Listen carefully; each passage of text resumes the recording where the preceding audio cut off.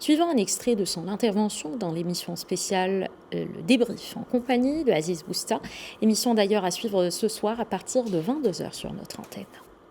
Le Parlement européen, je le rappelle pour nos amis marocains, l'Union européenne n'est pas un État. Seuls les parlements des différents États ont un pouvoir normatif.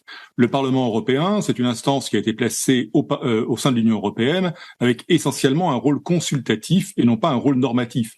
Il y a par là que les décisions sont prises par la Commission qui propose les textes et le Conseil qui représente les États qui votent les textes.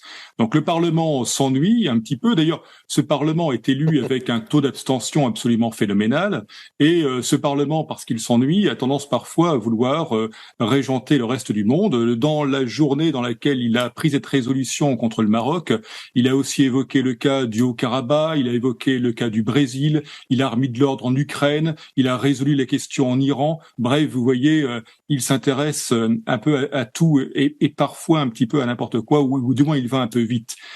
Vous avez évoqué, donc c'est une résolution, j'insiste, ce n'est pas un acte contraignant.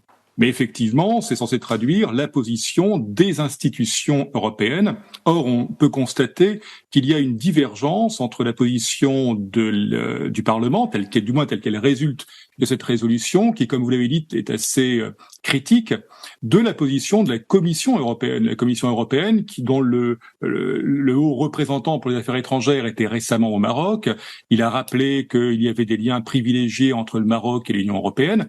Et lors des débats qui ont eu lieu au sujet de cette résolution mercredi dernier, la représentante de la Commission a été beaucoup plus réservée que ce que l'on peut lire dans le texte même de cette résolution. Vous avez dit aussi qu'il avait été voté à une très large majorité. Alors, une très large majorité, oui, mais une très large majorité des présents. Il y avait quand même 266 absents sur 705, donc vous comprenez que la large majorité ici demande à être relativisée.